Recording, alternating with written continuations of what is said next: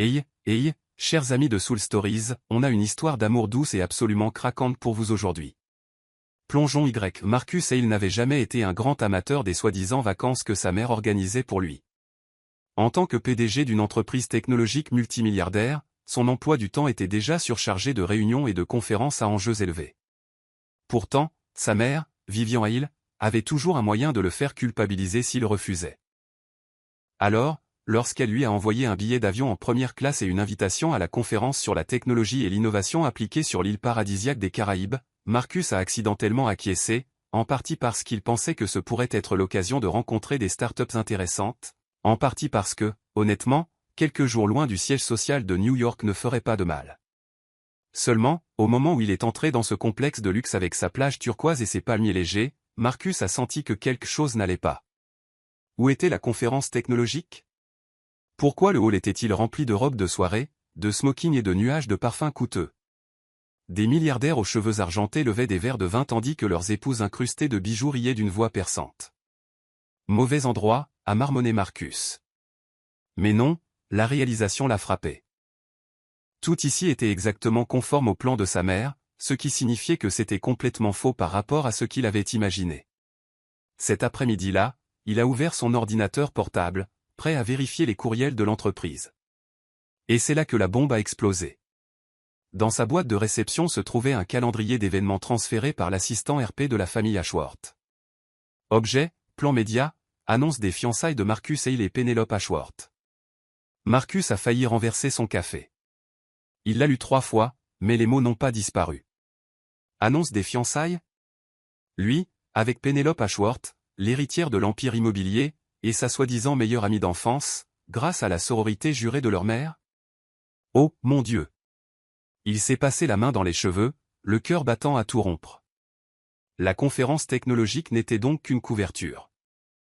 En réalité, c'était le mariage de son cousin, et sa mère prévoyait de détourner le dîner de bienvenue de ce soir pour annoncer à toute la haute société que son fils s'était enfin posé. Marcus détestait les foules et détestait encore plus être forcé de faire quoi que ce soit. La pensée d'être piégé à un mariage d'un autre pendant que sa vie se transformait en feuilleton en direct l'a fait transpirer à froid. Il s'est levé d'un bond, a saisi son ordinateur portable et s'est précipité dans le couloir, l'esprit en ébullition. Je dois m'échapper. Je dois esquiver le microphone de ma mère avant qu'elle ne transforme ma vie en émission. Le complexe caribéen était vraiment un paradis.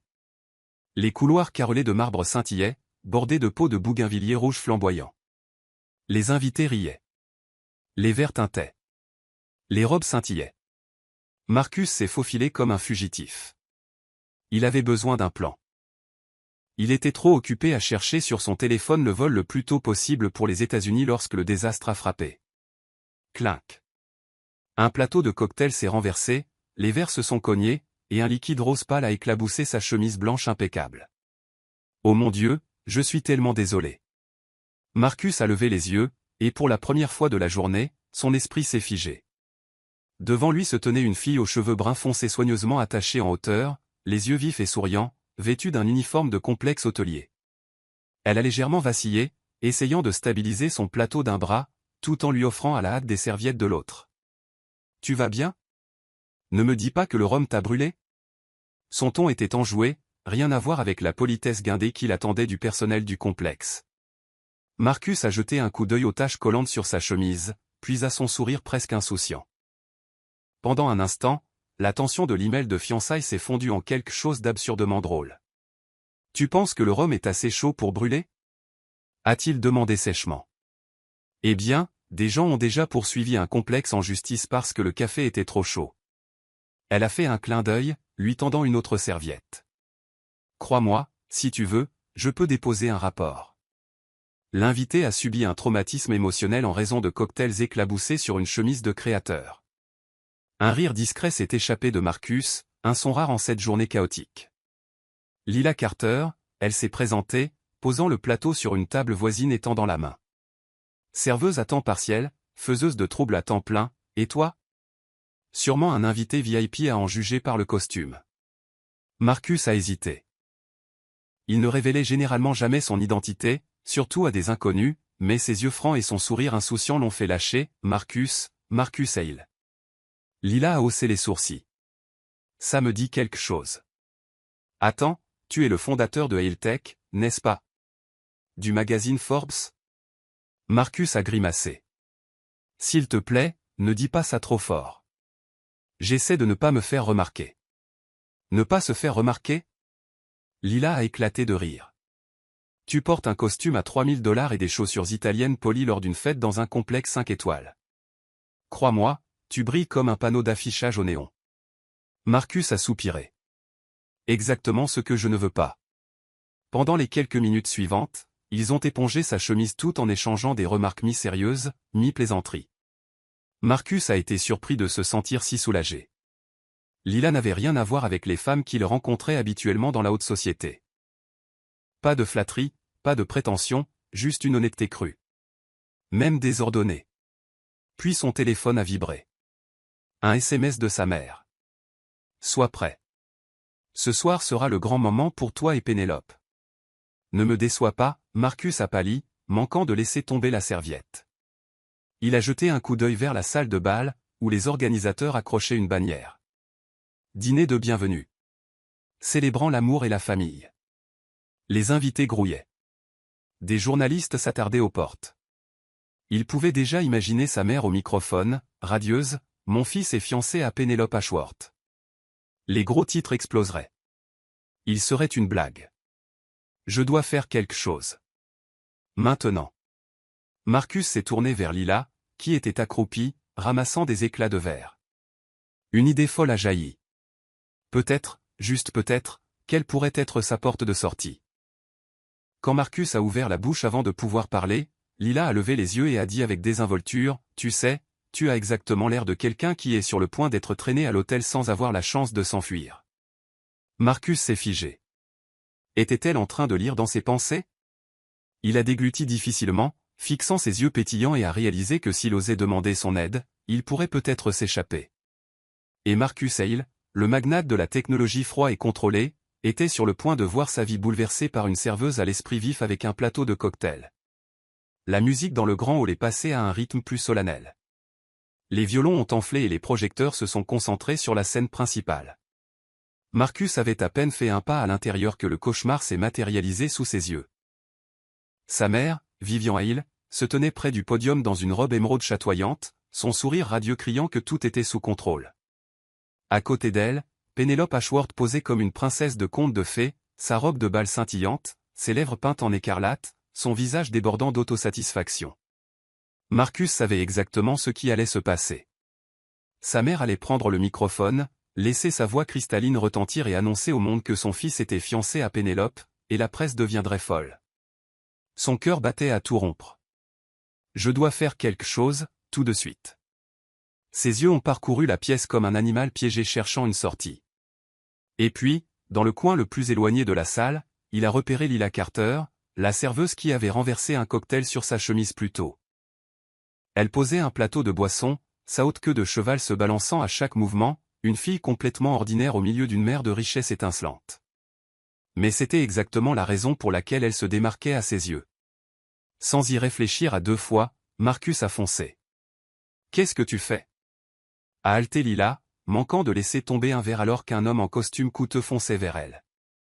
Marcus s'est penché, chuchotant presque de manière suppliante, « Fais semblant d'être ma petite amie, juste 3 minutes, s'il te plaît. » Lila a cligné des yeux. « Pardon, quoi? Tu viens de dire, petite amie? Moi? Oui, juste 3 minutes. Souris et tiens ma main. Je m'occuperai du reste. Tu es fou? S'est-elle exclamée. Mais avant qu'elle ne puisse protester davantage, toute la salle a commencé à se tourner vers eux. Vivian avait pris le microphone. Mesdames et messieurs, a-t-elle dit d'une voix mélodieuse, chaque mot net. Ce soir, lors de cette célébration de l'amour, je suis ravi de partager une annonce très importante concernant mon fils, Marcus Hale. Marcus ne l'a pas laissé finir. Il a attrapé la main de Lila. 3 minutes, lui a-t-il rappelé, ses yeux gris-bleus suppliants. Lila a dégluti difficilement. Le regard de toute la salle de bal s'est braqué sur eux. Elle a entendu le cliquetis des appareils photo, le bourdonnement des chuchotements excités, et avec un étrange instinct, elle a acquiescé. 3 minutes. Si je me fais virer, tu seras responsable. Et ainsi, la pièce a commencé. Marcus a tiré Lila sous les projecteurs, son bras fermement enroulé autour de sa taille, si fermement que même elle a été surprise. Par réflexe, Lila a posé sa main sur sa poitrine. Marcus. La voix de Vivian s'est brisée, le microphone toujours à la main. La foule s'est figée. Marcus Hale, le célèbre célibataire froid, est soudainement apparu avec une fille inconnue. Pas Pénélope. Et ils avaient tout l'air de vrais amoureux. Les journalistes ont saisi le moment, les flashs ont éclaté. Souris, a murmuré Marcus. Souris à quoi, a sifflé Lila à travers des dents serrées. Souris comme si tu m'aimais à mourir. Tu es un tel, elle a ravalé l'insulte, forçant un sourire. C'était maladroit au début, mais lorsque Marcus s'est penché et a chuchoté, « S'il te plaît, traite ça comme du théâtre », quelque chose d'inattendu s'est produit. Lila a réellement ri. Le sourire s'est illuminé comme un feu d'artifice, et Marcus a été stupéfait pendant une seconde. « Qui est-ce » a chuchoté un invité. La petite amie de Marcus ? Jamais entendu parler d'elle. La nouvelle s'est répandue comme une traînée de poudre. Un journaliste a crié « Marcus, est-ce votre petite amie secrète ?» Marcus a légèrement serré la main de Lila, offrant un rare demi-sourire. Le genre que les tabloïds traquaient pendant des mois. Inclinant la tête vers elle, comme s'il était sur le point de l'embrasser, il a dit assez fort pour que le micro l'entende, « Oui, c'est ma petite amie. » La salle de bal a éclaté. Pénélope Ashworth s'est figée, sa coupe de champagne tremblant. Vivian a failli laisser tomber le microphone, son visage pâle de fureur. Mais personne ne pouvait arrêter la tempête de nouvelles maintenant.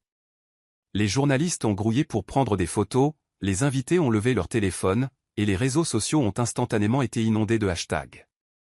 La petite amie de Marcus, fille mystérieuse, drame de mariage dans les Caraïbes. Lila aurait voulu que le sol l'engloutisse. Elle a sifflé sous son souffle, « Oh mon Dieu, je n'ai accepté que pour 3 minutes. » Maintenant, on dirait une première mondiale. Marcus est resté calme, bien que son cœur battait la chamade. « Détends-toi, dans 3 minutes, on est parti. » Mais 3 minutes ont semblé une éternité. Un autre journaliste a crié, « Marcus, depuis combien de temps êtes-vous ensemble ?» Les yeux de Lila se sont écarquillés. Elle voulait crier, pas même 3 minutes. Mais Marcus a répondu doucement, assez longtemps pour savoir que je ne peux pas vivre sans elle. La foule a collectivement halté. Lila lui a lancé un regard perçant. Tu en fais trop. Marcus a souri d'un air suffisant. Reste dans ton personnage, tu te débrouilles très bien. Finalement, après exactement 3 minutes de leur performance d'amoureux, Marcus a guidé Lila hors des projecteurs, les faisant se faufiler à travers la foule bourdonnante. Sur scène, Vivian a essayé de retrouver son calme, mais son annonce de fiançailles s'était évaporée en fumée. Personne ne se souciait plus de ses mots. Toute l'attention était braquée sur la petite amie mystérieuse de Marcus Hale. Dans le couloir arrière, Lila a expiré difficilement, retirant sa main. Tu as complètement perdu la tête. Je n'ai accepté que pour 3 minutes. Maintenant, je suis probablement au chômage. Marcus, pour la première fois depuis des mois, a réellement ri. Un rire authentique, le soulagement débordant. Crois-moi, Lila, ces 3 minutes valaient une vie entière de liberté. Et Lila, bien qu'elle le fusillât encore du regard, a senti son cœur s'emballer à l'expression de ses yeux. Reconnaissant, mystérieux et dangereusement magnétique. Comme si ce n'était que le début. La nouvelle de la petite amie mystérieuse de Marcus Hale s'est répandue plus vite que la brise marine des Caraïbes. Moins d'1 heure après le dîner, des couloirs de l'hôtel au bar de la piscine, tout le monde chuchotait. Tu as vu ? Marcus Hale a amené une petite amie au mariage. Qui est-elle ? Un mannequin ? Une actrice ? Ou la fille d'un politicien ? Non, regarde l'uniforme du complexe. Je jure que je l'ai vu porter un plateau de cocktail cet après-midi. Les rumeurs ont volé comme des cerfs-volants au vent, chaque récit ajoutant de nouvelles couches de sens. Certains ont juré que Lila était une créatrice de mode sous couverture. D'autres ont insisté sur le fait qu'elle était la nièce d'un milliardaire nigérian. Pendant ce temps, les réseaux sociaux ont explosé. La petite amie de Marcus Hale, amour mystérieux sur l'île, de 0 à vice-présidente. Une photo, capturant le moment exact où le sourire radieux de Lila s'est illuminé alors que sa main reposait sur la poitrine de Marcus, a été partagé plus de 10 000 fois en seulement 2 heures. Pendant ce temps, les équipes RP des familles Hale et Ashworth étaient dans le chaos. Nous ne pouvons pas annoncer les fiançailles maintenant, du moins pas ce soir, a crié un spécialiste RP d'Ashworth, le visage rouge. Mais toute la campagne est prête. Communiqué de presse, couverture médiatique, même la vidéo des moments forts est terminée, a rétorqué la partie Hale, la voix tremblante. Les responsables RP ont échangé des regards lasses. Toute action maintenant serait comparée à la petite amie mystérieuse. S'il annonçait les fiançailles, le public crierait que les Hale avaient volé le milliardaire à une fille innocente. S'il restait silencieux, les rumeurs se nourriraient d'elles-mêmes et se multiplieraient par 10. Au même moment, Vivian Hale, la mère de Marcus, était assise rigidement dans sa suite privée, le visage froid comme de la glace. Se pressant une main sur la tempe, elle a essayé de rester calme. « Mon fils, qu'est-ce que mon fils vient de faire ?» a-t-elle murmuré à travers des dents serrées. Elle avait passé un mois à préparer son discours, choisissant même une couleur de robe assortie à celle de Pénélope pour un effet harmonieux. Et en seulement 3 minutes, Marcus avait tout détruit. Vivian a inspiré profondément. Devant la presse, tout ce qu'elle pouvait faire était de forcer un sourire contraint et de faire semblant de respecter le choix de son fils. Mais dans son cœur, elle a juré, « Marcus, tu vas t'expliquer. Et cette fille, je saurai exactement qui elle est dans les 24 heures. » Ailleurs dans le complexe, Lila Carter était assise, figée, devant le bureau de son manager. « Lila, qu'est-ce qui t'a pris ?» Son manager, un homme corpulent dont le visage était aussi rouge qu'une crevette bouillie, a claqué une pile de papier sur la table. Je a balbutié Lila, tripotant nerveusement l'ourlet de son uniforme.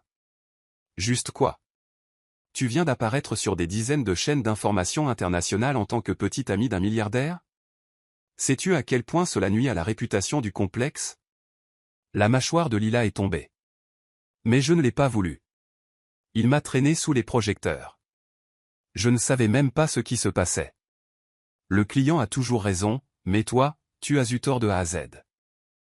Comprends-tu que nous commercialisons ce complexe comme un lieu de discrétion, de sécurité et d'intimité pour l'élite? Et maintenant, notre personnel est au centre d'un déchaînement médiatique international. Oh mon Dieu!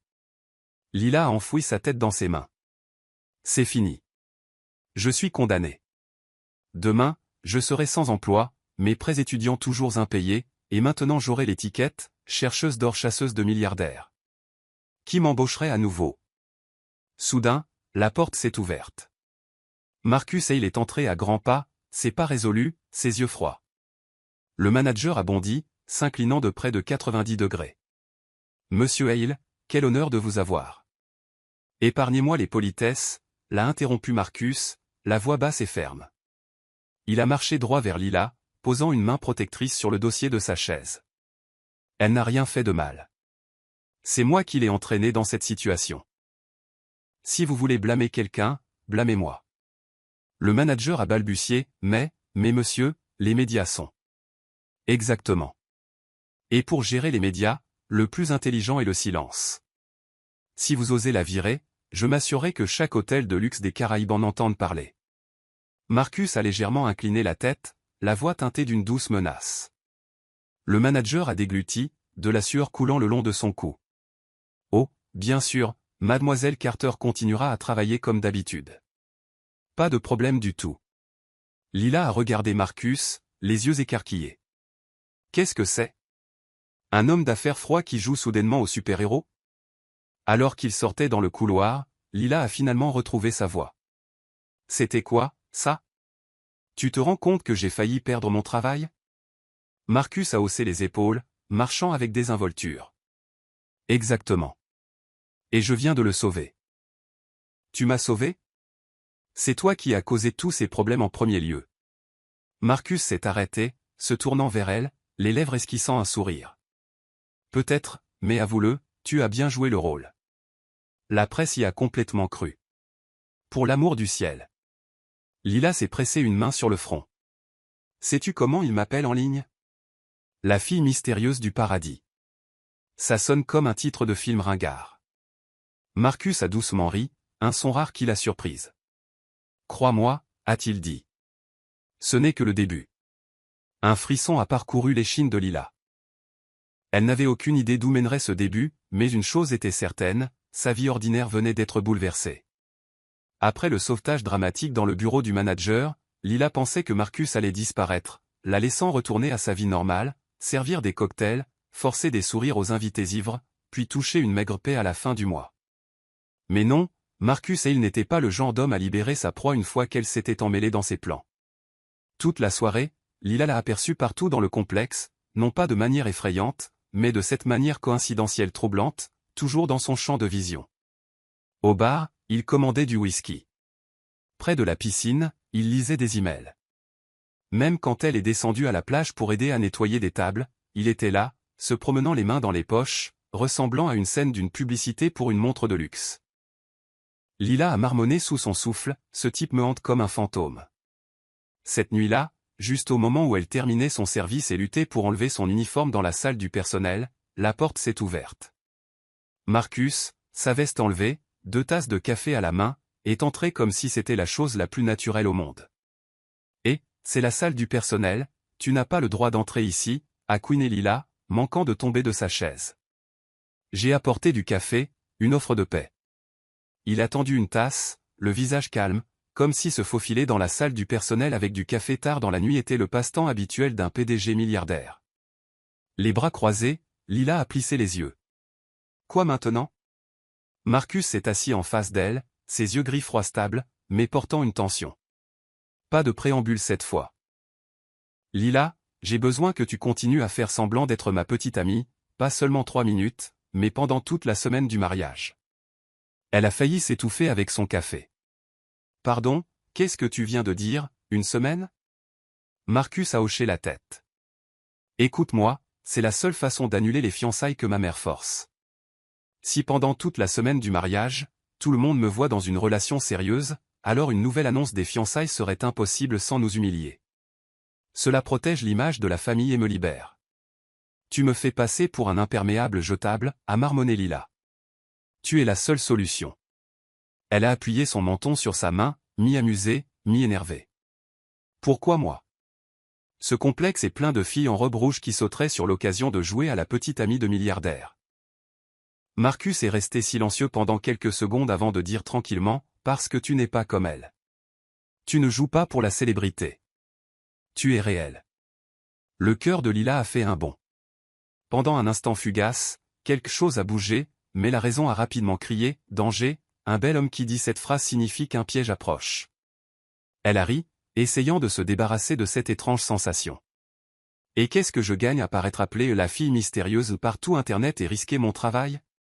Marcus a posé son café, la voix ferme. Je paierai généreusement, bien plus que ton salaire mensuel. Et j'ai entendu ton manager mentionner tes prêts étudiants. Je les rembourserai. Les yeux de Lila se sont écarquillés. Attends, tu écoutais aux portes? Non, j'ai juste une bonne mémoire. Marcus a haussé les épaules, irritamment calme. Elle a gémi, enfouissant son visage dans ses mains. Parfait.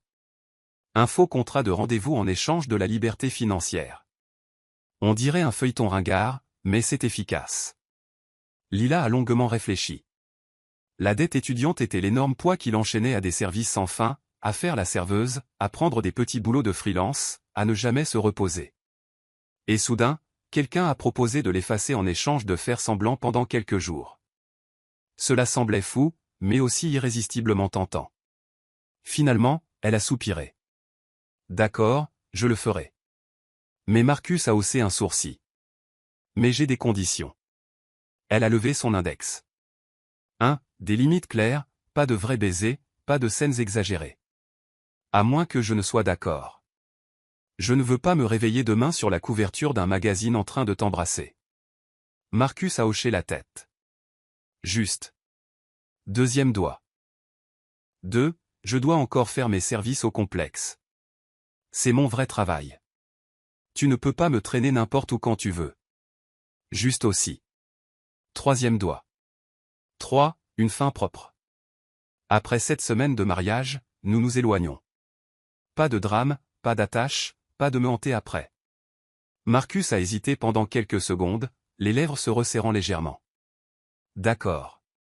Lila a incliné la tête, l'étudiant. Tu as accepté assez vite.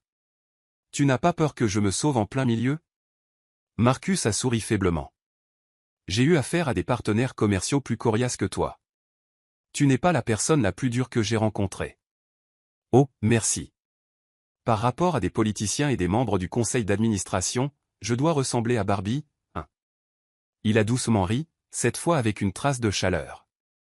Non, tu es l'exception. Son cœur a fait un autre saut déroutant.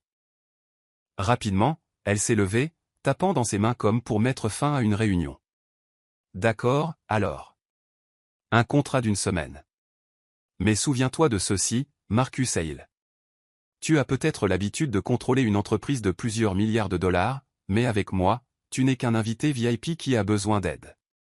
Ne me confonds pas avec ton employé à temps plein. Marcus s'est levé, tendant la main comme pour sceller l'accord. Contrat d'1 semaine. Accord conclu. Elle a regardé sa main, a hésité une seconde, puis a placé la sienne dedans. La sienne était grande, chaude et assez ferme pour la faire frissonner légèrement. Et à cet instant, elle s'est demandé si elle signait un contrat ou si elle se traînait dans des ennuis plus grands que des prêts étudiants. Alors que Marcus partait, laissant derrière lui une légère trace de bois de santal, Lila s'est effondrée sur sa chaise, marmonnant « Mon Dieu, je viens d'accepter d'être la fausse petite amie d'un milliardaire. S'il te plaît, que cette semaine passe vite. Mon cœur ne peut pas le supporter. » Pendant ce temps, Marcus a marché dans le couloir, les lèvres légèrement recourbées. Il savait qu'à partir de ce moment, le vrai jeu avait commencé. Le soleil des Caraïbes flamboyait, les vagues scintillaient de turquoise et la musique de fête pulsait jour et nuit. Pour les invités, c'était le paradis. Pour Marcus, c'était une prison dorée. Et pour Lila, c'était officiellement devenu le décor d'une sitcom en direct, où elle était soudainement l'actrice principale. Cet après-midi-là, la piscine du complexe a accueilli une fête. Les invités en bikini et en chemise blanche impeccable tenaient des cocktails arc-en-ciel, prenant des poses pour Instagram tout en faisant semblant de se détendre. Marcus est arrivé dans un polo bleu marine et un short kaki, ressemblant au visage d'une campagne de club de yacht. Mais son expression? Glaciale, pas de sourire, pas de chaleur. Pendant ce temps, Lila, traînée pour jouer son rôle, portait une robe longue à motifs floraux et un chapeau de soleil à large bord. Le contraste parfait avec lui.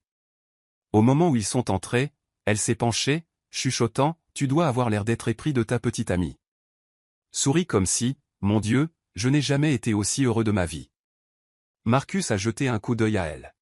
« Je ne sais pas comment faire un faux sourire. »« Alors, laisse-moi t'aider. » Lila lui a donné un coup de coude dans le flanc. Marcus a ri au chatouillement, juste une fraction de seconde, mais les photographes ont cliqué comme des fous, capturant un moment de diamant. Souriant, Lila a passé son bras dans le sien et a chuchoté, « Tu vois? Même les robots peuvent rire. » L'après-midi suivant, une fête sur un yacht. La lumière dorée du soleil se dispersait sur la mer, le champagne pétillait et la musique de jazz flottait dans la brise. Lila, qui vivait en basket, portait des talons de 4 pouces pour la première fois. Le résultat? Le désastre. Au moment où elle est descendue des escaliers du yacht, elle a vacillé. Marcus a réagi instantanément, la tirant contre lui. Soudain, ils étaient dans les bras l'un de l'autre, au centre de la foule, sous des dizaines de regards et de flashs d'appareils photo. « Tu peux me laisser partir maintenant » a marmonné Lila, le visage rouge. « Si tu ne peux pas te tenir droite, je devrais te porter » a répondu Marcus d'un ton égal. Les invités murmuraient, « Mon Dieu, Marcus et il n'a jamais été aussi proche de personne. » Qui est-elle? Ils ont l'air vraiment heureux. Lila a levé le visage, chuchotant, « Tu vois? Maintenant, ils y croient vraiment. » Marcus a seulement haussé les épaules, mais le coin de ses lèvres s'est levé. Ce soir-là, le dîner de répétition brillait sous des lumières chaudes et des arrangements floraux. Tout était élégant, grandiose. Marcus était assis rigidement, comme s'il était dans une réunion du conseil d'administration. Lila, cependant, a décidé de s'engager pleinement dans son rôle. Elle a ri plus fort que nécessaire chaque fois que Marcus parlait, même lorsqu'il disait seulement « Veux-tu plus d'eau ?» Et puis elle a commencé à raconter leur histoire d'amour. En fait, nous nous sommes rencontrés pour la première fois à la salle de sport. J'avais du mal à soulever des poids, et lui. Eh bien, il échouait lamentablement sur le tapis de course. Toute la table a éclaté de rire. Marcus est resté figé, la mâchoire tressautante. Je n'ai jamais échoué sur un tapis de course, a-t-il sifflé à travers ses dents. J'ajoute juste de la saveur, a répondu Lila doucement, souriant toujours. Les photographes sont devenus fous. Sur les réseaux sociaux, le hashtag CouplesGoal a explosé. Lila s'attendait à ce que Marcus s'emporte contre elle pour l'avoir trahi au dîner, mais il ne l'a pas fait. Sur le chemin du retour, il est resté silencieux pendant un long moment, puis a soudainement dit « Tu t'es bien débrouillé ». Elle a cligné des yeux. « Attends, tu dis que je me suis ridiculisé toute la nuit. » Marcus a gardé son regard sur la fenêtre, bien que le coin de ses lèvres se soit relevé. « Non, je dis que tu les as fait croire, et quand tu as souri, même moi j'y ai presque cru. » Lila s'est figée, son cœur s'emballant. Elle s'est rapidement gratté la tête, faisant semblant d'être décontractée. « Arrête ça. Si tu y croyais vraiment, ce serait dangereux. Je faisais juste semblant. » Mais au fond, tous deux savaient que la ligne entre le jeu et la réalité commençait à s'estomper. La semaine du mariage venait de commencer, pourtant Marcus et Lila étaient déjà devenus le couple le plus discuté de l'île, un milliardaire robot froid et une serveuse pétillante et bruyante. Et d'une manière ou d'une autre, leur contraste les a rendus la pièce maîtresse. Tout le monde était convaincu que c'était une vraie histoire d'amour. Quant à Marcus, pour la première fois, il ne se sentait pas irrité. Au contraire, il trouvait cela intriguant. L'après-midi suivant, la fête de mariage a organisé un événement de consolidation d'équipe à la piscine principale. Le MC enthousiaste a annoncé « Mesdames et messieurs, aujourd'hui, nous allons jouer à quel point les amoureux se connaissent-ils bien ». Le visage de Marcus s'est instantanément durci, balayant la zone comme s'il cherchait une sortie de secours. Il a marmonné à Lila « Absolument pas. Je ne fais pas ça. » Lila a souri d'un air suffisant, chuchotant en retour « Tu veux te faire prendre ?» Les vrais amoureux s'amusent. Regarde, tout le monde regarde. Avant que Marcus ne puisse protester, elle l'a tiré sur la scène. La foule a éclaté en applaudissements, les appareils photo clignotant comme s'il s'agissait de l'événement principal de la semaine du mariage. Première question, quelle est la couleur préférée de votre petit ami? Marcus, impassible, le gris. Lila, rayonnante, faux. La couleur des factures impayées. La foule a rugi de rire. Marcus a serré la mâchoire, mais quand il a capté l'éclat dans ses yeux, il n'a pas pu s'empêcher de laisser échapper un léger sourire. Ce soir-là, une fête barbecue sur la plage. Lila a joyeusement inscrit leurs deux noms sur la liste du karaoké. Marcus a pâli. Je ne chante pas, tu es mon petit ami. Tu me laisserais chanter seul? Lila a cligné des yeux innocemment.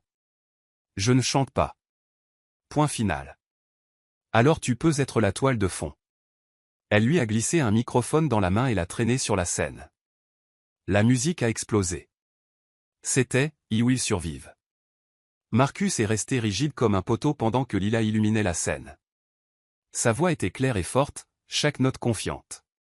La foule a éclaté en acclamations, certains diffusant même l'événement en direct. Marcus, qui avait l'intention d'être une statue de cire, s'est retrouvé à la regarder, tellement surpris qu'il a oublié de faire la grimace. Lorsque la chanson s'est terminée sous des applaudissements sauvages, il s'est penché et a taquiné « Je pensais que tu ne portais que des plateaux de cocktails. Tu caches des talents, hein ?» Essoufflé, Lila a ri. Si je n'étais pas fauché, je serais probablement une chanteuse maintenant. Mais, le destin a décidé que j'étais plus assorti au nappe qu'au projecteur. Marcus l'a étudié un instant, les lèvres se recourbant légèrement. Peut-être que le destin a juste fait la plus grande erreur de sa vie. Lila a rougi et a rapidement détourné la conversation. Ne me flatte pas. Ça ne te va pas, monsieur Robot. La foule en bas scandait, encore. Encore.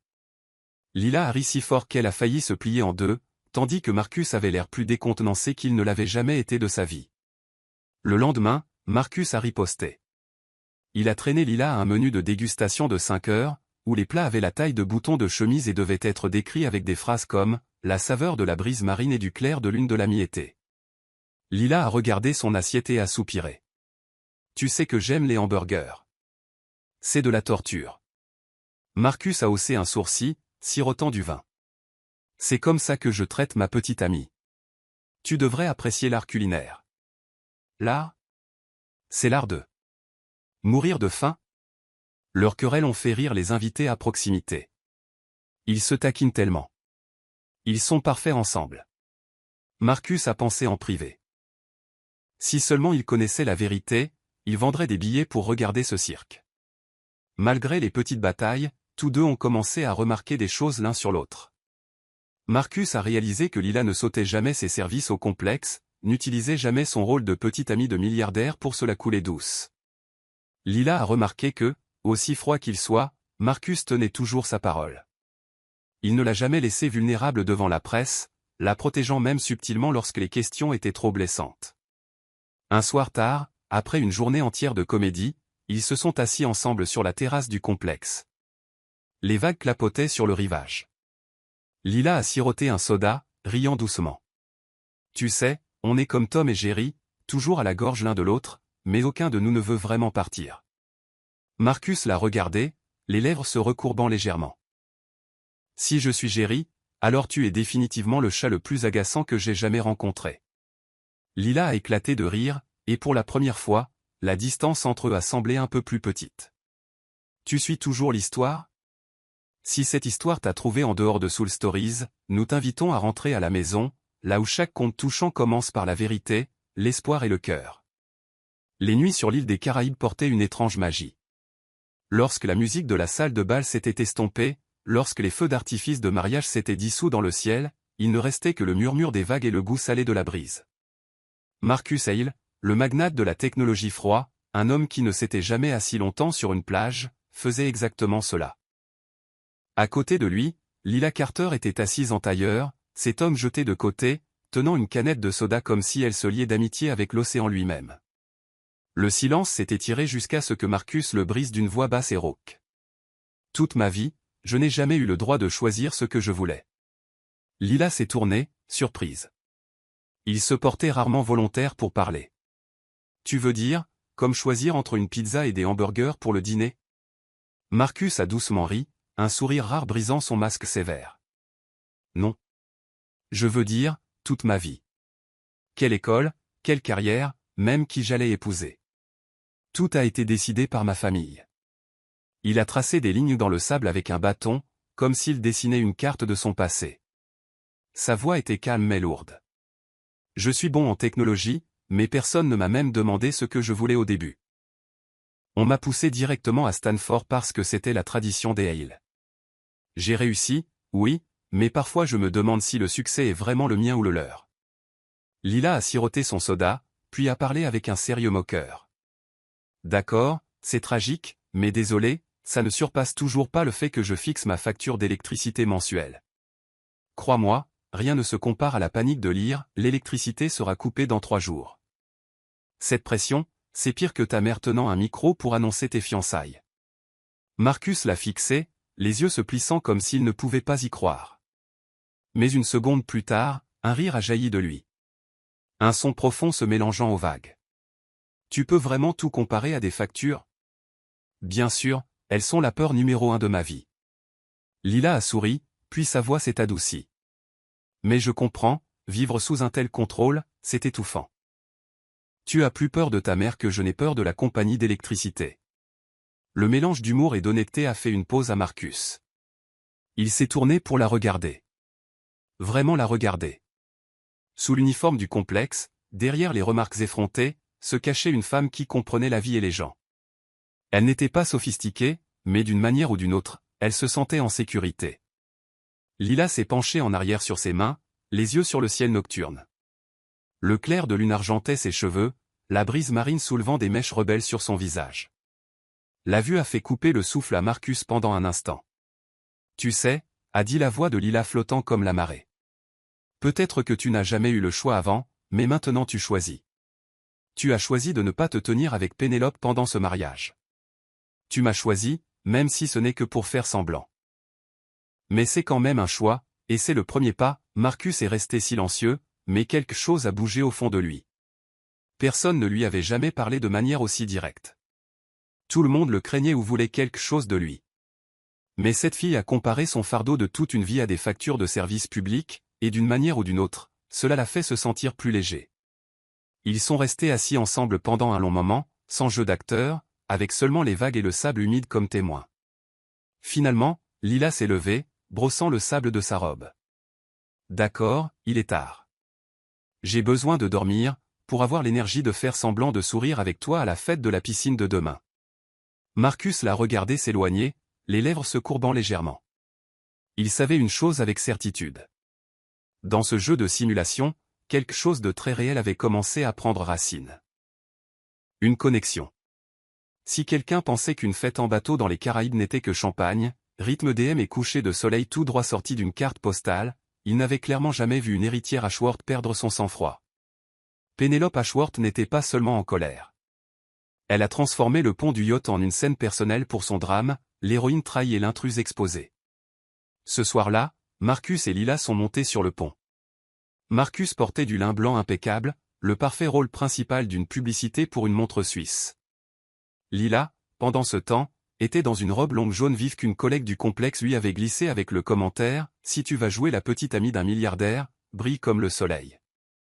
Au début, l'atmosphère était parfaite. Lumière dorée, vagues clapotant contre le yacht, vert qui teinte. Mais 10 minutes plus tard, Pénélope est arrivée. Dans une robe fourreau écarlate, elle a fendu l'air comme une lame, son sourire assez tranchant pour faire saigner. Elle a levé une coupe de champagne, sa voix perçant la musique. C'est merveilleux de vous revoir tous, mais je dois simplement partager une nouvelle choquante, plus choquante que les vagues de ce soir. Tout le monde s'est tourné, Marcus a froncé les sourcils, ses instincts criant qu'il y avait un problème. Lila, prise en plein milieu d'une bouchée de tarte aux fruits de mer, a failli s'étouffer au mot « choquant ». Pénélope a continué doucement, il semble que quelqu'un ici ne soit rien de plus qu'une chercheuse d'or. Le pont a bourdonné, les appareils photos se sont tournés vers Lila, une cible trop évidente. Une employée du complexe qui apparaît soudainement comme la petite amie de Marcus et il du jour au lendemain. Qu'en pensez-vous tous? Pénélope a incliné la tête, les yeux brillants de triomphe. J'entends dire qu'elle est noyée sous les dettes. Un murmure de stupéfaction, quelqu'un a sifflé de manière moqueuse. Quelques invités ont levé leur téléphone, avides de drame à la mode. Lila s'est figée, la tarte tombant de ses doigts avec un bruit sourd. Son cœur a tambouriné, non pas de honte, mais de fureur. Elle a ouvert la bouche, mais Marcus l'a devancée. Prenant un verre de vin d'un serveur qui passait, il l'a légèrement tapoté. Tigne, tigne, le bruit s'est éteint. C'est vrai, a dit Marcus, sa voix stable et résonnante. Elle a une dette, mais pas une dette d'argent. La foule s'est immobilisée, Pénélope a haussé un sourcil, mi-énervée, mi-curieuse de son audace. Marcus s'est tourné vers Lila, les lèvres se courbant légèrement. Elle me doit au moins 1 millier de sourires par jour, et franchement, je ne suis pas assez riche pour rembourser cette dette. Un collectif a balayé le pont.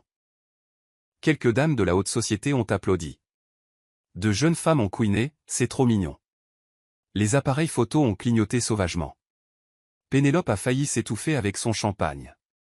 Marcus, et une autre chose, a interrompu Marcus, sa voix s'élevant, ferme et claire.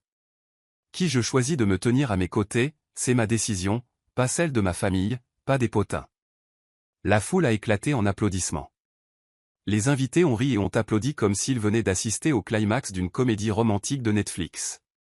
Lila est restée figée, son cœur tambourinant si fort qu'il aurait pu éclater.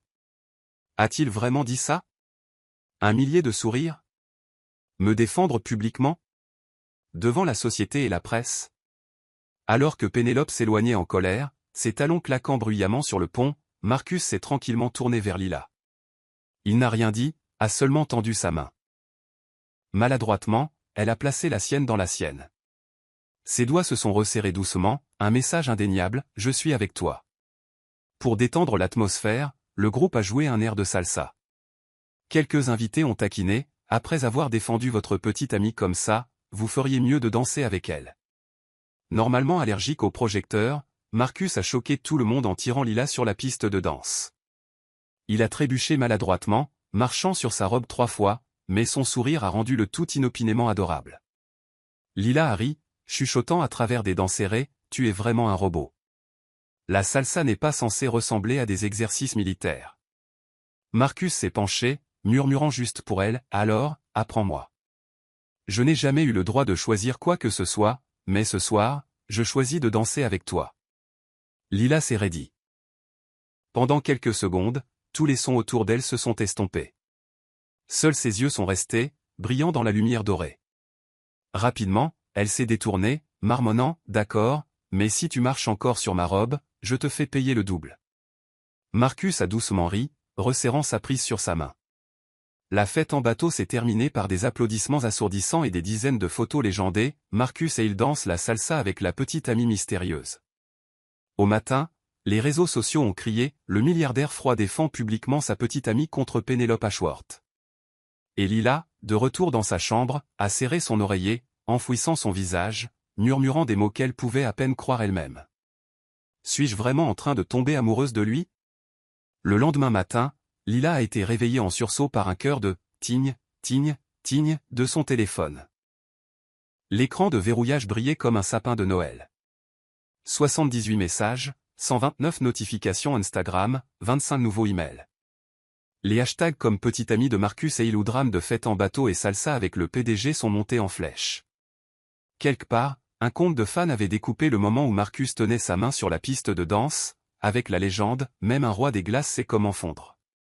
Pendant ce temps, une page de potin a posté une photo d'elle portant un plateau de cocktail avec la phrase « Du personnel du complexe à l'héroïne de contes de fées en 24 heures ». Oh mon Dieu! Lila a enfoui sa tête sous l'oreiller, priant pour que le monde se réinitialise quand elle le lèverait à nouveau. Non, l'oreiller ne sentait que le détergent. Dehors, le monde se régalait encore de sa vie pour le petit déjeuner. Se traînant jusqu'à la cafétéria du personnel, elle a été accueillie par « La fille mystérieuse est là. » Raconte tout. Le baiser était-il réel? Quelle est l'odeur de Marcus? Lila a pris un plateau, a ramassé des œufs et a marmonné, il sent le bois de santal et les ennuis. La table a éclaté de rire, mais lorsqu'elle s'est assise, un collègue serveur a glissé son téléphone, montrant le dernier article la présentant avec Marcus sur le pont du yacht, suivi de la pique de Pénélope sur la chercheuse d'or. Les commentaires étaient partagés. La moitié la traitait de fausse, tandis que l'autre moitié dénonçait Pénélope. Aucun des deux camps n'était séduisant. Son téléphone a de nouveau vibré. Un client de longue date en freelance lui a envoyé un SMS, « Lila, mettons en pause le projet de refonte du logo. Je ne veux pas que la mauvaise presse affecte les choses. » Elle a cligné des yeux, déglutit difficilement. Ce n'était donc pas seulement des chuchotements. C'était aussi l'argent de son loyer. Le manager du complexe l'a convoqué, sa voix plus douce cette fois, se souvenant probablement de l'avertissement de Marcus la nuit précédente. « Mademoiselle Carter, vous devriez éviter l'entrée principale. Quelques paparazzi rôdent là. » Lila a forcé un sourire de travers. Génial. Aller au travail, c'est comme sauter une caution. Le manager a soupiré, prenez la matinée. Soudain, elle avait du temps libre, un cadeau creux et troublant. Portant un chapeau à large bord, elle a erré dans le marché de l'île, sirotant une noix de coco fraîche pendant qu'un vieux vendeur racontait des histoires de tempête. Tout semblait étrangement paisible, sauf son cœur, qui ne cessait de s'emballer chaque fois qu'elle rejouait les mots de Marcus de la nuit dernière. Qui je choisis de me tenir à mes côtés, c'est mon choix. Sa chaleur avait été réelle, mais elle était enveloppée dans un ouragan. Un ouragan qui démolissait le mur prudent qu'elle avait construit. Elle a fini par se retrouver au quai tranquille, où les vagues clapotaient contre les poteaux en bois, l'eau étant vitreuse et bleue. Assise sur les marches, elle a ouvert son application de messagerie, a tapé, a supprimé, a tapé à nouveau. Finalement, elle a envoyé la ligne la plus courte possible. Rejoins-moi au quai. Nous devons parler. Elle, Marcus est arrivé à l'heure, comme s'il s'agissait d'une réunion du conseil d'administration, les manches retroussées, la cravate dénouée. Il avait l'air fatigué, mais ses yeux restaient vifs et concentrés. Il a posé son téléphone de côté délibérément, comme pour prouver, pas d'assistant, pas de RP, juste moi. Merci d'être venu, a commencé Lila, sa propre voix sèche. Je ne peux plus faire ça. Marcus s'est immobilisé. En une seule inspiration, son expression a à peine changé, mais ses épaules se sont tendues. À cause de la nuit dernière? À cause de tout. Lila a serré ses bras contre elle, tenant les morceaux ensemble. Les gros titres, mes clients qui annulent, les paparazzis qui attendent devant le portail. Je suis réel, Marcus, pas un accessoire dans une de tes stratégies de presse. Il a inspiré lentement, cherchant les bons mots. Lila, je sais que ça a dépassé notre accord, mais quand Pénélope t'a calomnié, je ne pouvais pas simplement rester là. Je sais. Elle l'a coupé, la voix tremblante. Et merci de m'avoir défendu, mais la façon dont tu l'as fait, c'était exactement comme tu prends les décisions de l'entreprise. Rapide, finale, sans demander à la personne la plus affectée si elle était d'accord. Marcus a soutenu son regard. Je suis désolé, je pensais que le silence t'aurait dévoré. Tu ne méritais pas ça. Et je ne mérite pas d'être le sac de frappe de l'Internet à cause d'un faux contrat non plus. Sa voix s'est élevée. Tu as des équipes de RP, de l'argent et le soutien de ta famille. J'ai un badge de personnel et des prêts étudiants. Et oui, un cœur, du genre qui saigne quand des inconnus me traitent d'escroc en ligne. Le vent marin a fouetté ses cheveux sur son visage. Marcus a tendu la main pour les repousser, puis s'est figé en plein vol. Lila, au début, j'avoue que ce n'était qu'un plan, une voie d'évacuation d'un engagement. Mais maintenant, sa voix s'est abaissée dans une confession. Maintenant, je ne peux plus dire ce qui est faux et ce qui est réel. Les mots sont tombés entre eux comme une pierre dans de l'eau distillée. Des ondulations se propageant. Lila a regardé. Une partie d'elle voulait le croire. Une autre partie a levé des drapeaux rouges. Ne tombe pas amoureuse des beaux discours. Ne deviens pas un autre personnage secondaire dans sa vie. C'est facile à dire, a-t-elle ri amèrement. Sous les lumières dorées et les applaudissements, n'importe qui peut brouiller les lignes. Mais quand tu t'es réveillé ce matin, ressentais-tu toujours la même chose? Ou étais-tu juste en train de rédiger une nouvelle stratégie RP? Ce n'est pas sur une feuille de calcul, a répondu Marcus, la voix stable. Ça m'a choqué aussi. J'ai toujours tout contrôlé, sauf ce sentiment. Alors pourquoi ne me laisses-tu pas contrôler mes sentiments, a riposté Lila. Je dis arrêter. Ça veut dire arrêter. On met fin à ça proprement, comme nous l'avions convenu. Mettre fin maintenant ne ferait qu'aggraver les choses. Il t'appellerait la petite amie abandonnée. Je préférerais publier une déclaration. Nous prenons du temps, demandons de l'intimité.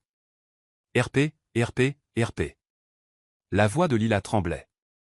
Tu parles toujours comme si tu étais dans une salle de stratégie. Et moi? Je suis censé m'asseoir là à rafraîchir les sections de commentaires jusqu'à ce que mes doigts se cassent. Le silence est tombé. Seules les vagues et le grincement du quai remplissaient l'air. Puis les yeux de Marcus se sont adoucis, sa voix anormalement petite. Qu'est-ce que tu veux que je fasse? Dis-le-moi, et je le ferai. La question l'a fait hésiter. Elle n'avait pas l'habitude qu'on lui pose la question. Elle était venue ici pour mettre fin aux choses, mais maintenant, en le regardant, les mots lui sont restés en travers de la gorge. Je veux, elle a hésité. Je veux vivre comme une personne normale, pas comme une actrice principale dans l'histoire de quelqu'un d'autre.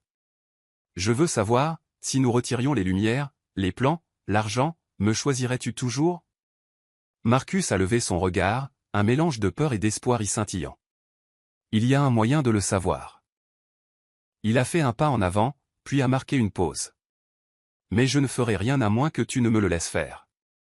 Lila a ouvert la bouche pour dire non, mais une vague a soudainement claqué contre le quai, éclaboussant de l'eau. Elle a glissé. Marcus a attrapé son coude, la tirant trop fort. Elle s'est écrasée contre sa poitrine. Le monde s'est rétréci au bois de santal, au battement de cœur et à une distance nulle. Le baiser est venu par réflexe, pas de mise en scène, pas de répétition. Réel, doux, court, si vrai que Lila a laissé échapper un petit murmure d'impuissance. Puis tous deux se sont éloignés brusquement, surpris comme s'ils avaient été choqués par des fils électriques. Une mouette est passée, cacardant en témoin. Au bord du quai, un vieux pêcheur s'est raclé la gorge de manière significative. Lila a rougi, la main volant à ses lèvres. Ça, ce n'était définitivement pas dans le contrat. La voix de Marcus était rauque. Je sais. Ils n'ont pas parlé pendant quelques respirations. Lila s'est détournée, serrant son chapeau contre sa poitrine comme un bouclier. Son cœur battait sauvagement sans aucun rythme discernable. Ce n'était plus une situation qui pouvait se terminer par un salut poli. Je veux toujours arrêter, a-t-elle réussi à dire.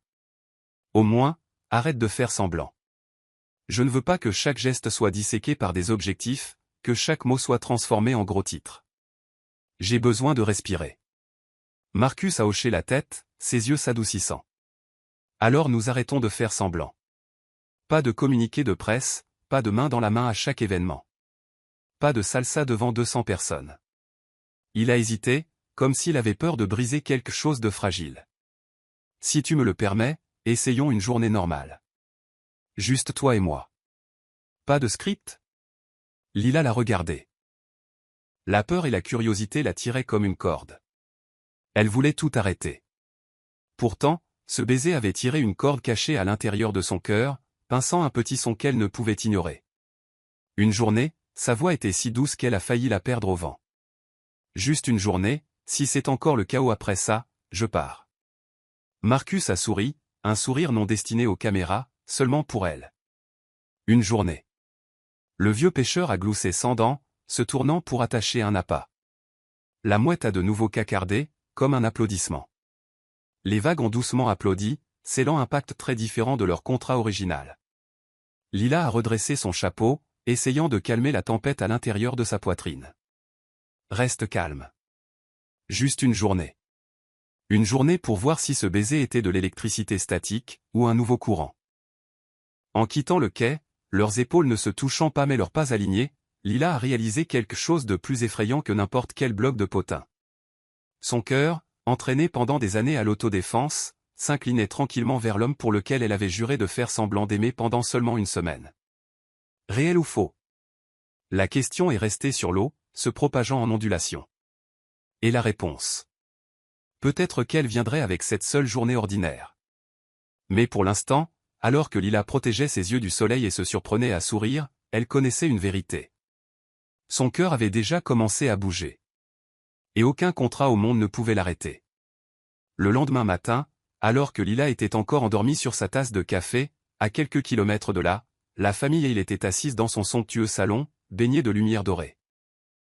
Une peinture à l'huile massive sur le mur semblait se pencher, témoignant de la réunion d'urgence. Celle qui a ouvert la discussion était Vivian Hale, la mère de Marcus, ses cheveux soigneusement épinglés, ses yeux aussi aiguisés que des lames. Elle n'a pas perdu de mots. Cela doit cesser. Maintenant. Henry Hale, le père de Marcus, qui intervenait rarement dans les affaires personnelles, a également froncé les sourcils. Les médias explosent. Le conseil nous interroge. Et les partenaires n'arrêtent pas d'appeler. Tu transformes toute la société en un cirque. Marcus était assis droit, son regard fixé sur la tasse de thé. Sa voix était froide mais claire. Ce n'est pas un cirque. Alors comment appelles-tu ça, a claqué Vivian. Une serveuse inconnue qui devient la petite amie du PDG du jour au lendemain? Les tabloïds l'appellent une chercheuse d'or. Si tu continues, tu ne feras pas seulement du mal à ta carrière, mais aussi à la réputation de cette famille. Marcus a serré le poing sur son genou mais a gardé son calme. Je vous entends, mais je ne vais pas rompre juste parce que tout le monde veut que je le fasse. L'air est devenu si lourd qu'il pouvait être coupé avec un couteau. La réunion a continué avec des avertissements, des listes de conséquences détaillées, des prix des actions au contrat de partenariat en attente. Finalement, Henry a rendu le verdict. Tu dois choisir, Marcus, soit la famille et l'entreprise, soit cette fille. Les rumeurs sur cette réunion n'ont pas atteint Lila directement, mais elle a ressenti les contre-coups. Le personnel du complexe chuchotait derrière son dos, et les paparazzis rôdaient même aux sorties de service. Un après-midi, portant un plateau de verre dans le stockage, elle a aperçu un journaliste escaladant la clôture, son appareil photo clignotant sans arrêt. Jour après jour, Lila a réalisé plus profondément que sa présence n'avait pas seulement bouleversé sa propre vie, mais avait secoué toute une dynastie d'affaires. Chaque nouveau titre nuisait à la crédibilité de Marcus comme une lame. Cet après-midi-là, elle a tranquillement ouvert son ordinateur portable, faisant défiler les emails de ses clients freelance. Un autre avis d'annulation est apparu. Sa poitrine s'est serrée, et elle s'est soudainement souvenue des mots de Marcus sur le quai, « Je ne peux plus dire ce qui est réel ». Son cœur a frémi chaque fois qu'elle se souvenait de ce baiser, mais la raison a crié, « Ne sois pas égoïste. Ne laisse pas ta faiblesse ruiner sa carrière ». Elle est restée figée à son bureau, rédigeant un email non envoyé à Marcus. « Marcus, merci pour tout, mais je pense qu'il est temps pour moi de m'éloigner. Tu as besoin de quelqu'un qui peut te relever, pas te tirer vers le bas. Ne me cherche pas, car plus tu t'accrocheras, plus je me sentirai coupable. Elle, ses doigts ont tremblé sur le bouton « Envoyer », mais n'ont pas appuyé dessus. Les larmes ont rempli ses yeux et ont flouté l'écran. Elle s'est souvenue de Marcus serrant sa main, ses yeux flamboyants alors qu'il se tenait devant des centaines de personnes. Elle s'est souvenue de sa voix rauque lorsqu'il a admis qu'il ne pouvait plus distinguer le réel du faux. Tout semblait être une contradiction. D'un côté, les sentiments qui fleurissaient. De l'autre, la réalité impitoyable de sa famille et du public.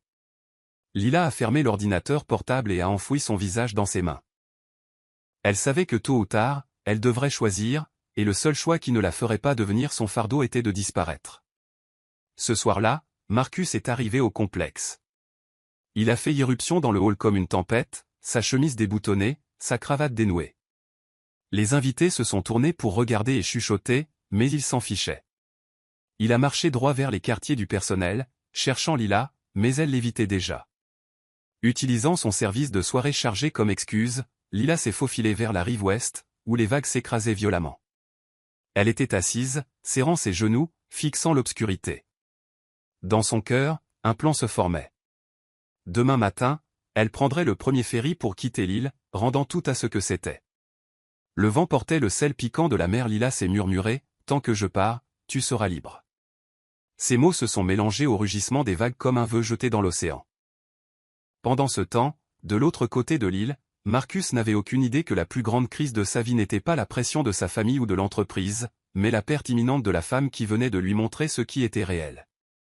La cérémonie de mariage principale a eu lieu au coucher du soleil, lorsque le ciel des Caraïbes était peint d'un rose profond, comme un chef-d'œuvre à l'huile. Le son des violons résonnait, des centaines d'invités scintillaient dans des tenues élégantes, et les journalistes s'attardaient au bord du terrain.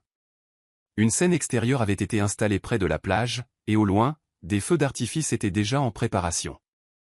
Marcus était assis au premier rang, son costume parfaitement en place, son expression froide, bien qu'à l'intérieur, il était dans la tourmente. Il n'avait pas vu Lila de la journée, le sentiment de perte rongeant chaque nerf. Si elle est vraiment partie, je ne me pardonnerai jamais. Alors que le ministre commençait le rituel, Vivian il s'est discrètement levé, comme pour se préparer à parler. Marcus l'a suivi des yeux, et soudain, une étincelle a jailli dans son esprit. Je ne peux pas laisser cela continuer. Si je continue à faire semblant de rester silencieux, je perdrai à la fois Lila et la chance de décider de ma propre vie. Il a pris une profonde inspiration et s'est levé brusquement. Toute la salle s'est tournée pour regarder. Même les mariés officiels étaient stupéfaits. Marcus est monté sur scène, sa voix profonde et résolue résonnant à travers le microphone. Désolé d'interrompre, mais je dois dire ceci ici et maintenant. Un murmure de commotion s'est répandu. Les appareils photos ont clignoté sauvagement.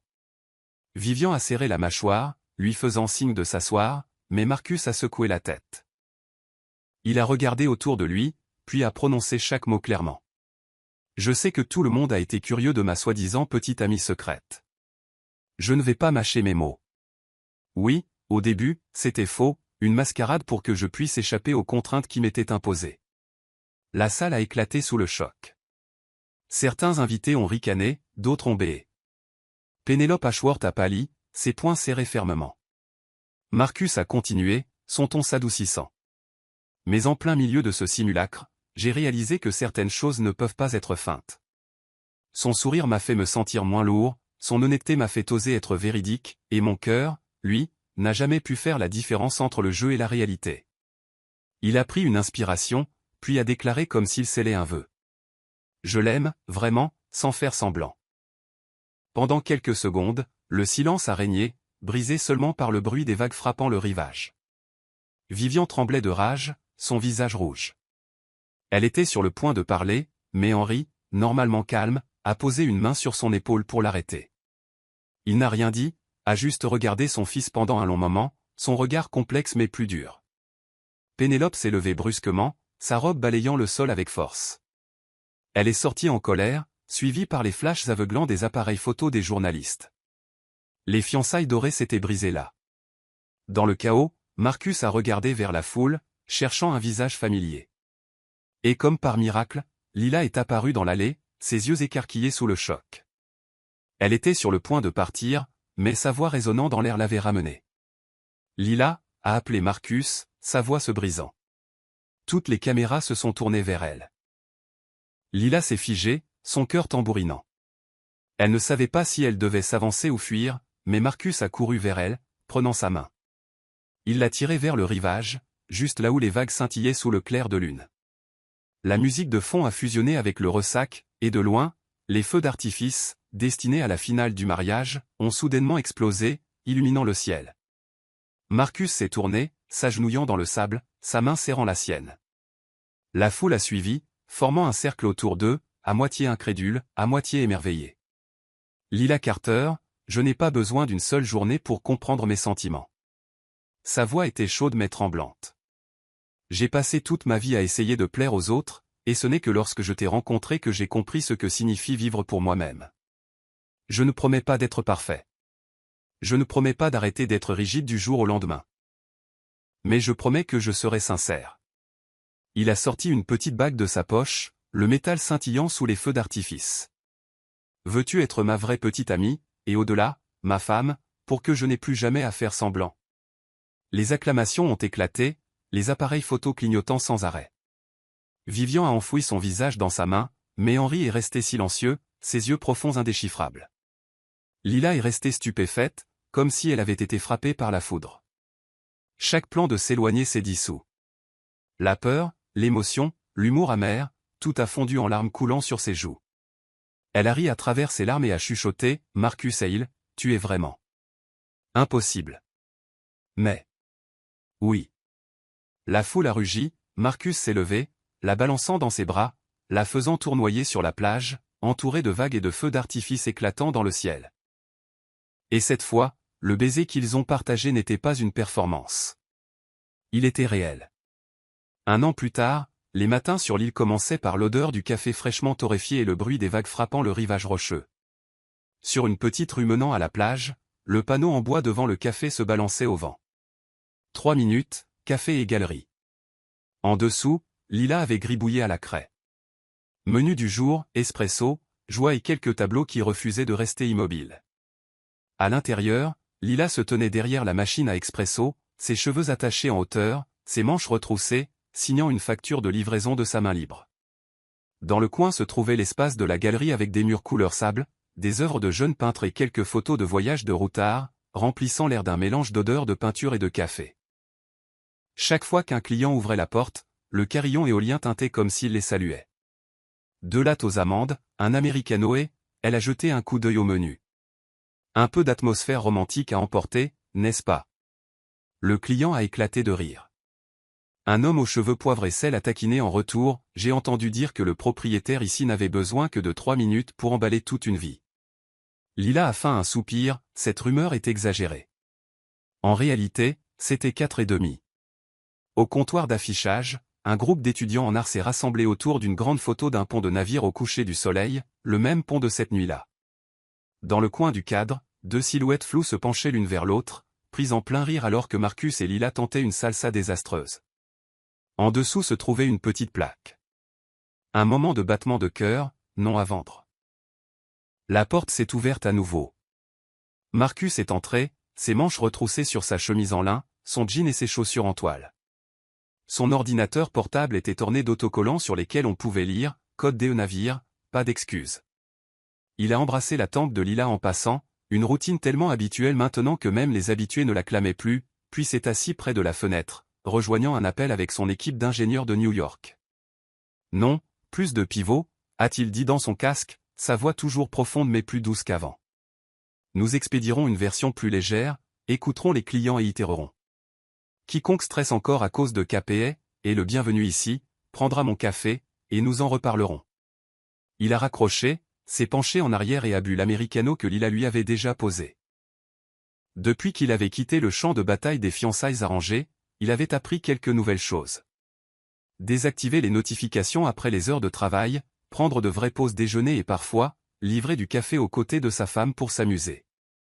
Oui, sa femme. Après la demande en mariage sous les feux d'artifice, ils ont eu un petit mariage sur la plage. Juste la famille, les amis et les vieux pêcheurs qui les avaient vus une fois sur le quai. Vivian y a assisté, un bouquet à la main pour correspondre au concept. Toujours aussi vive, mais pas de microphone cette fois. Henri a serré la main de Marcus plus longtemps que d'habitude, et seulement cette nuit-là, il a dit, « Mon fils, on dirait que tu as enfin choisi quelque chose qui t'appartient vraiment. » La presse n'a pas disparu, mais la tempête s'est calmée en une douce brise. Les médias les ont surnommés l'histoire d'amour de 3 minutes qui est devenue une vie.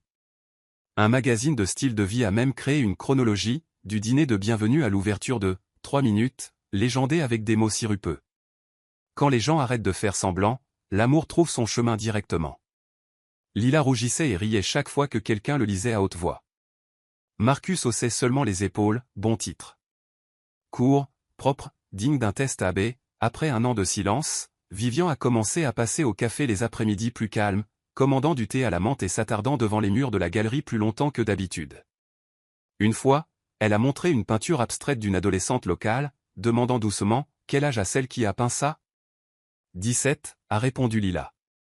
Elle utilise les couleurs comme si elle les avait tirées directement de son cœur. Vivian a hoché la tête, sa posture se détendant. J'adorais peindre, tu sais. Cependant, je suis ensuite devenue trop occupée par les plans des autres. Elles sont restées silencieuses pendant un moment. Lila a versé plus de thé, sans sermonner ni cajoler. Juste une phrase. Tu peux toujours recommencer. Nous organisons un atelier d'art le jeudi soir ici. Pas de promesse, a murmuré Vivian, ses yeux brillant d'une ironie légère et taquine. Mais peut-être que j'essaierai. D'autres chuchotements ont également atteint l'île. Pénélope avait rejoint un fonds d'art européen en tant que consultante, occupée à organiser des expositions itinérantes. Au printemps, elle a envoyé une carte avec « ce que je voulais vraiment ». Lila a tenu la carte et a pensé à quel point la vie était étrange. Les gens pensaient qu'ils voulaient gagner, mais en vérité, ils voulaient ce qui était juste.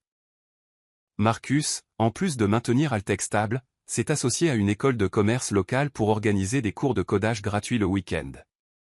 Parfois l'après-midi, les clients du café l'apercevaient avec un groupe d'adolescents, écrivant des fonctions lambda sur un tableau blanc avant de gratter maladroitement des accords de guitare.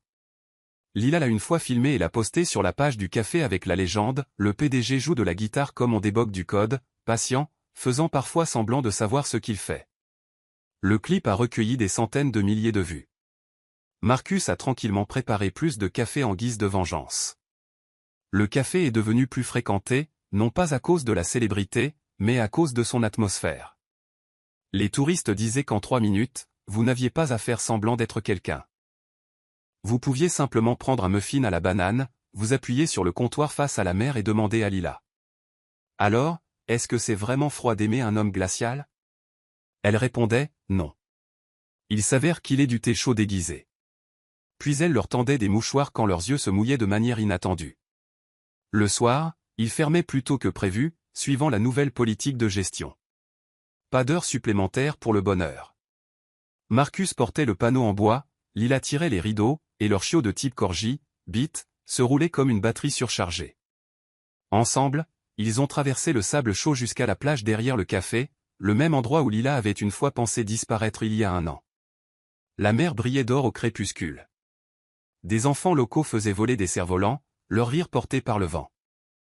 Marcus a étalé une couverture à carreaux, déballant un simple pique-nique. Des raisins, du pain, du fromage et 2 gobelets en papier encore chaud avec de la cannelle.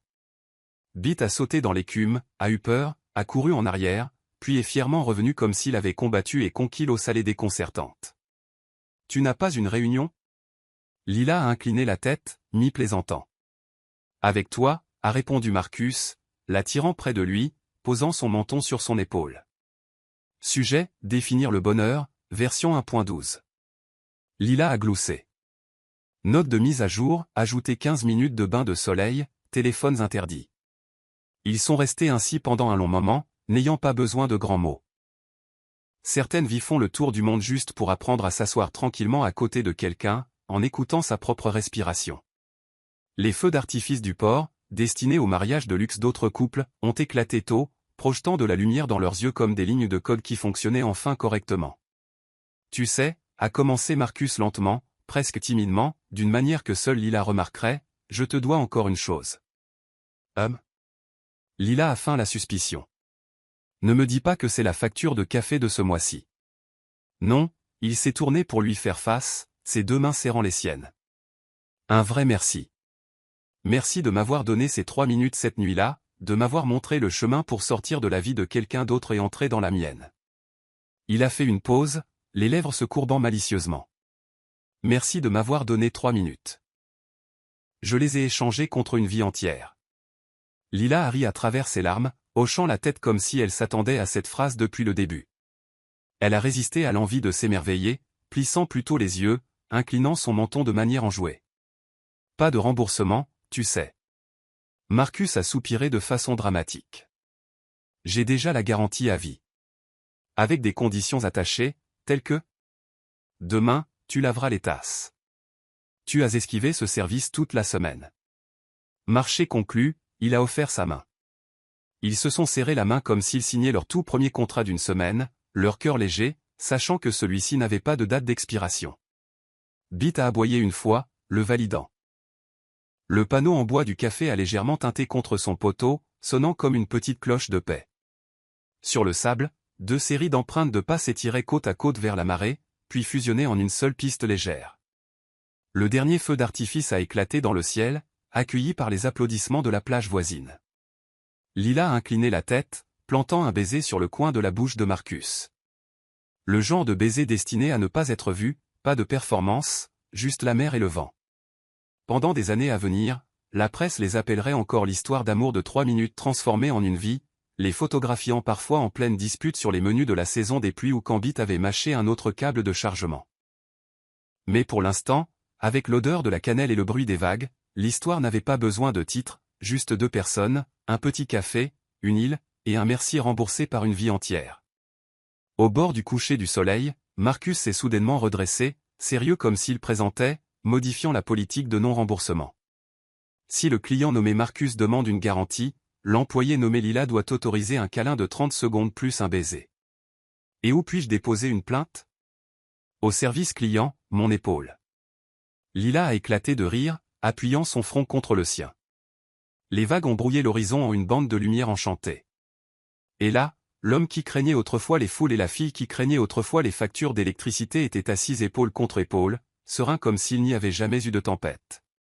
3 minutes s'étaient écoulées depuis longtemps. La partie, vie, a commencé juste là, sur le rivage, avec 2 gobelets en papier chaud et un chiot nommé Bit, laissant de minuscules empreintes de pattes derrière 2 plus grandes.